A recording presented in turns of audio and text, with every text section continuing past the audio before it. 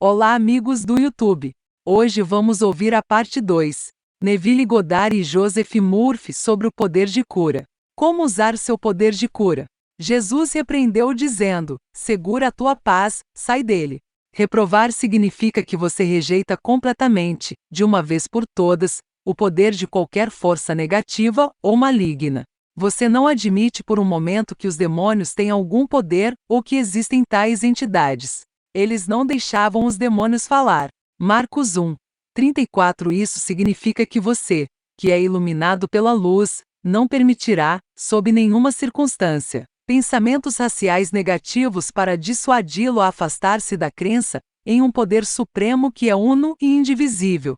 O método de cura usado por Jesus aqui era a palavra de autoridade. Para com autoridade e poder ele comandava os espíritos imundos, e eles saíram. Lucas 4:36. Sua palavra é sua consciência, seu sentimento, sua convicção. Psicologicamente é a união da mente consciente e subconsciente, isto é, você alcançou o ponto de concordância ou aceitação mental completa daquilo que você afirma como verdadeiro. No momento em que você aceita completamente sem reservas, a cura acontece na pessoa por quem você está orando. Se você está orando por uma pessoa mentalmente perturbada, siga os ensinamentos da Bíblia aqui estabelecidos. Vá corajosamente à sua sinagoga, o que significa o templo da sua própria mente. Reúna seus pensamentos juntos ensaiando em sua mente as verdades sobre Deus na presença de seus pensamentos e opiniões reunidos. E aí sente a atmosfera mental de liberdade e paz de espírito para a pessoa doente. Torne-se Jesus, mente iluminada, agora. Isto é, você está cheio de fé e confiança ao entrar no reino da sua mente, não dando poder aos sintomas, ou à natureza dos bloqueios mentais. Rejeite completamente o veredicto e as opiniões daqueles ao seu redor. Faça isso enfaticamente e com um senso de conhecimento interior. Saiba que você tem autoridade para falar a palavra, isto é, sentir e saber que seu pensamento é autoritário na medida em que é o pensamento infinito através de você. Kimby, o grande curador americano, sabia que, quando pensava em seu paciente, estava no comando da mente e do corpo da outra pessoa. Então ele contemplou sua perfeição divina. Ele duplicou muitos dos milagres registrados na Bíblia. A convicção interna de Kimby de que o que era verdade sobre Deus era verdade para seu paciente era a palavra que ele enviava. Ele enviou sua palavra e os curou. Há muitos espíritos malignos, emoções negativas, como ódio, ressentimento, vingança, inveja, etc. Pode-se dizer que um homem com ódio intenso é obcecado por um espírito maligno. Seu humor ou emoção é o espírito operando no nível humano. A lei que governa sua mente subjetiva é que ela é passível de sugestão. Nos tempos antigos, a ideia era atual de que qualquer um poderia ser responsabilizado a qualquer momento por um demônio. Muitas pessoas que facilmente entraram na condição subjetiva através do medo se viram possuídas por demônios, isto é, o poder de seus próprios pensamentos temerosos. Nos tempos antigos e até hoje em algumas partes do mundo, a profissão de exorcismo era e é muito lucrativa. A crença geral era de que os demônios tinham medo da água benta, da Bíblia, e de ouvir o nome de Deus pronunciado. Por conseguinte, aconteceu que, sob o comando verbal do exorcista, o chamado demônio frequentemente voava incontinentemente, deixando o paciente livre. Às vezes, o paciente entrava em convulsões ao ouvir o nome mágico pronunciado, e mais exorcistas eram então empregados. Você pode ver que todo o procedimento é de crença, e de acordo com a crença do exorcista, é feito para ele.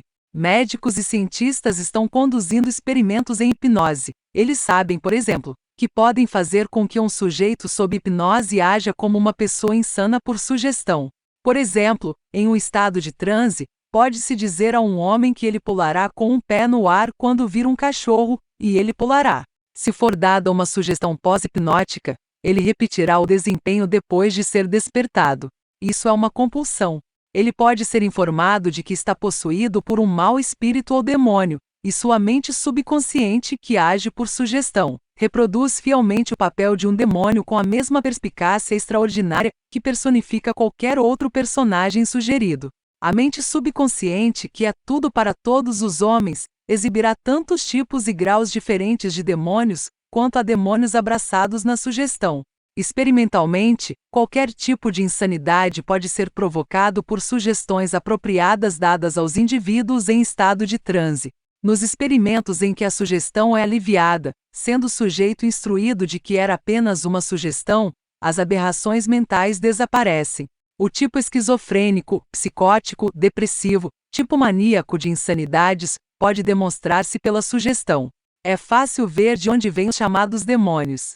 A cerimônia do exorcismo, que até hoje é usada por certas organizações, constitui um comando sugestivo mais poderoso para a mente subjetiva. De acordo com a fé do operador, o resultado desejado é alcançado. O fato de o problema ser suscetível de cura por um ritual ou cerimônia aponta claramente para sua origem mental, impedindo a possibilidade de ser atribuível a causas extramundanas ou entidades externas. Muitas pessoas vêm me ver e me escrevem dizendo que ouvem vozes o tempo todo, e que coisas terríveis essas vozes estão dizendo. Eles acreditam que estão possuídos por espíritos malignos. Eu digo a eles que também ouço vozes. Clairaudiência é uma faculdade da mente humana. É essa faculdade de inteligência dentro de você que capacita sua mente objetiva a receber comunicações de sua própria mente subjetiva, ou de outra através de palavras faladas. Há algumas semanas, ouvi claramente uma resposta a uma pergunta que havia me deixado perplexa por algum tempo. Eu ouvi as palavras claramente. Essas palavras não vieram de alguma entidade desencarnada, mas vieram do meu próprio eu subjetivo, que é uno com a sabedoria sem limite e a inteligência infinita. Quando você recebe ideias do subjetivo, ou quando a resposta chega, é necessariamente por meios que podem ser entendidos por você, isto é, por meios que atraem os seus sentidos. Há muitas pessoas que ouvem, alguns atribuem isso à imaginação, outros a consideram como uma alucinação subjetiva. Alguns atribuem esse fenômeno de ouvir palavras da mente subjetiva para os espíritos dos que partiram. É desnecessário dizer que a mesma lei de sugestão se aplica e governa o caráter de sua manifestação clareaudiente. A mente subconsciente assumirá os caracteres sugeridos pela mente consciente.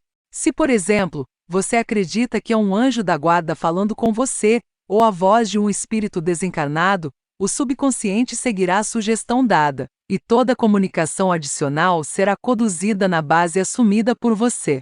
Seu subconsciente assumirá o caráter de um anjo ou demônio de acordo com a sugestão dada. Alguns meses atrás, um jovem de uma universidade local veio me ver com a reclamação de que ele estava constantemente ouvindo vozes espirituais, que eles o fizeram fazer coisas desagradáveis, e que eles não o deixariam sozinho, nem permitiriam que ele lesse a Bíblia ou outros livros espirituais.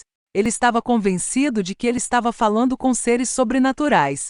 Este jovem era clareaudiente, e não sabendo que todas as pessoas possuem essa faculdade, ele começou a pensar que era devido a espíritos malignos. Suas crenças supersticiosas o levaram a atribuí-lo aos espíritos que partiram. Por preocupação constante, ele se tornou monomaníaco no assunto. Sua mente subconsciente dominada e controlada por uma sugestão toda potente, mas falsa, gradualmente assumiu o controle e o domínio de suas faculdades objetivas, e sua razão abdicou ao seu trono. Ele era o que você chamaria mentalmente desequilibrado. Não devemos colocar gangsters, assassinos, encarregados de nossa mente. Não perca a terceira parte desse livro abençoado sobre poder da cura. Deixe seu like e compartilhe. Gratidão.